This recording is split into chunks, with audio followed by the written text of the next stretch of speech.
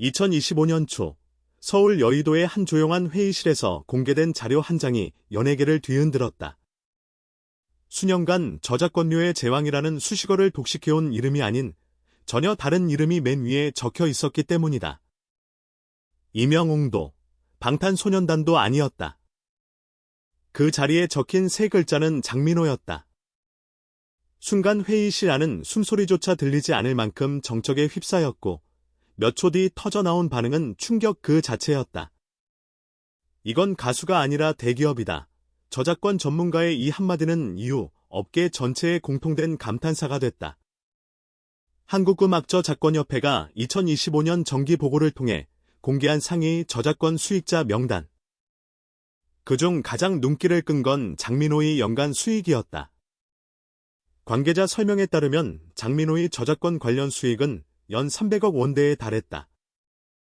숫자만 놓고 보면 대형 엔터테인먼트 회사의 연 매출과 맞먹는 수준이다. 단순히 노래 몇 곡이 히트했다고 설명할 수 있는 규모가 아니다. 이 수치가 공개되자마자 업계는 술렁였고 온라인 커뮤니티와 팬덤, 심지어 재계 인사들까지 이 이름을 입에 올리기 시작했다. 장민호는 오랜 시간 성실한 트로트 가수라는 이미지로 대중에게 각인돼 왔다.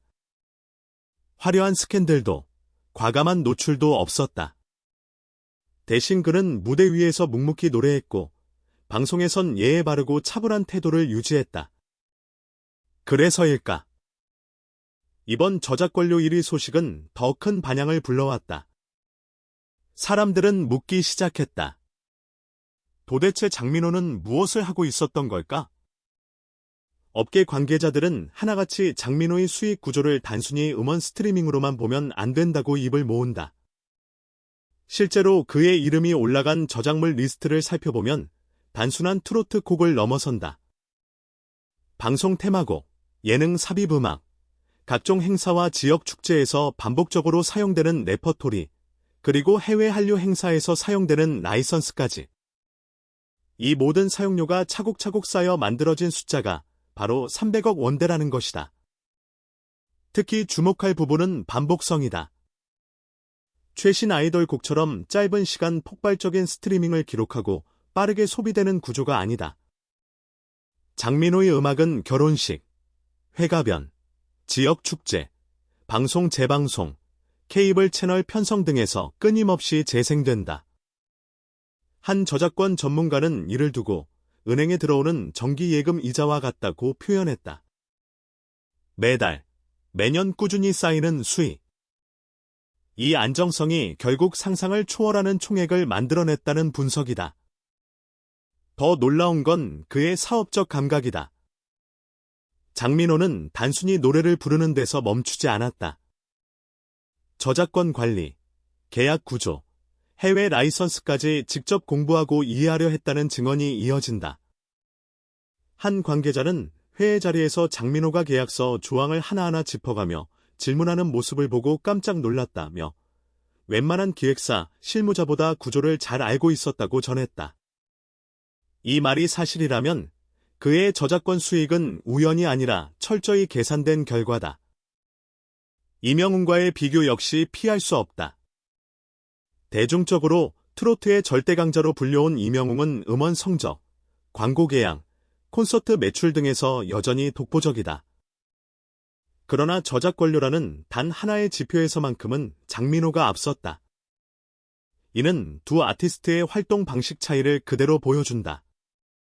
임영웅이 현재 진행형의 폭발력을 상징한다면 장민호는 누적된 시스템의 힘을 상징한다는 평가다. 이번 발표 이후 가장 바빠진 사람들은 세무사와 자산관리사들이었다는 후문도 있다. 연 300억 원대 저작권 수익은 단순한 개인 자산관리의 범위를 넘어선다. 법인 설립, 해외 자산 운용, 장기 투자 전략까지 검토해야 하는 수준이다. 실제로 재계 인사들 사이에선 장민호의 포트폴리오는 웬만한 중견기업 흡호가 봐도 감탄할 것이라는 말까지 나왔다. 물론 모든 반응이 긍정적인 것만은 아니다. 일각에서는 과장된 수치 아니냐, 일회성 이벤트 수익이 포함된 것 아니냐는 의문도 제기한다. 이에 대해 협회 측은 공식 집계 기준에 따른 저작권 관련 수익이며 일회성 출연료나 광고 모델료는 포함되지 않았다고 선을 그었다. 이 설명은 오히려 충격을 키웠다. 광고와 행사 수익을 제외하고도 300억 원대라면 그의 실제 총 수입은 얼마나 되는가라는 질문이 자연스럽게 뒤따랐다. 장민호 본인은 여전히 조용하다. 공식 인터뷰나 SNS를 통해 이번 기록에 대한 직접적인 언급은 없었다. 평소처럼 차분한 미소로 무대에 오르고 팬들에게 감사 인사를 전했을 뿐이다. 그러나 이 침묵이 오히려 더 큰 상상을 불러일으킨다. 일부 팬들은 이게 바로 진짜 고수의 태도라며 열광했고, 다른 이들은 지금까지 우리가 알던 장민호는 빙산의 일각이었을지도 모른다고 말한다. 이번 사건은 한국 연예 산업의 구조적 변화를 상징적으로 보여준다. 더 이상 화제성만으로 수익을 논할 수 없는 시대, 저작권이라는 보이지 않는 자산이 얼마나 막강한 힘을 가지는지를 증명한 사례다. 그리고 그 중심에 장민호라는 이름이 있다. 그는 화려하게 외치지 않았고 과감하게 드러내지 않았다. 대신 조용히, 꾸준히 시스템을 쌓아 올렸다. 전문가들은 입을 모아 말한다. 이건 단순한 개인의 성공담이 아니다.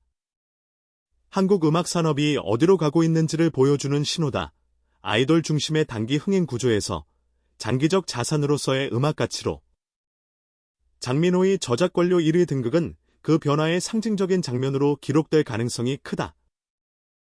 2025년, 연예계는 또 하나의 질문 앞에 서 있다. 누가 가장 유명한가가 아니라 누가 가장 오래 살아남는가? 그리고 그 질문에 대해 장민호는 이미 숫자로 답을 내놓았다. 연 300억 원대. 이 숫자는 단순한 수익이 아니다. 한 가수가 어떻게 하나의 기업이 될 수 있는지를 보여주는 가장 솔직하고도 충격적인 증거다.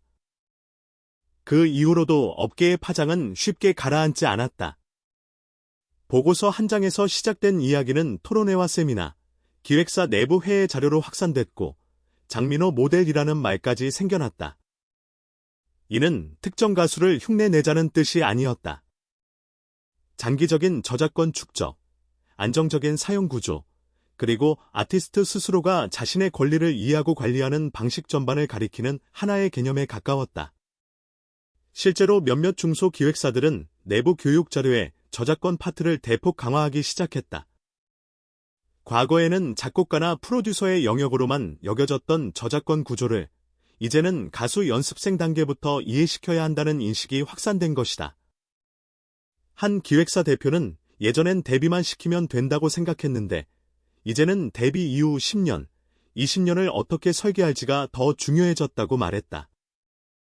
그리고 그 변화의 출발점으로 장민호 사례를 언급하는 데 주저함이 없었다. 흥미로운 점은 이 현상이 트로트 장르에 국한되지 않는다는 사실이다. 발라드, OST, 심지어 인디 음악계에서도 우리는 장민호에게서 무엇을 배울 수 있는가 라는 질문이 나오기 시작했다. 대규모 팬덤이나 글로벌 투어가 없어도 음악이 생활 속에서 쓰이는 방식을 설계할 수 있다면 장기적인 가치가 만들어질 수 있다는 인식이 퍼진 것이다. 이는 음악의 역할을 다시 정의하는 흐름이기도 했다. 듣고 소비하는 콘텐츠를 넘어 사회의 다양한 장면에 스며드는 공공재적 성격으로서의 음악 말이다. 장민호의 음악이 가진 특징 역시 이 지점에서 재조명됐다.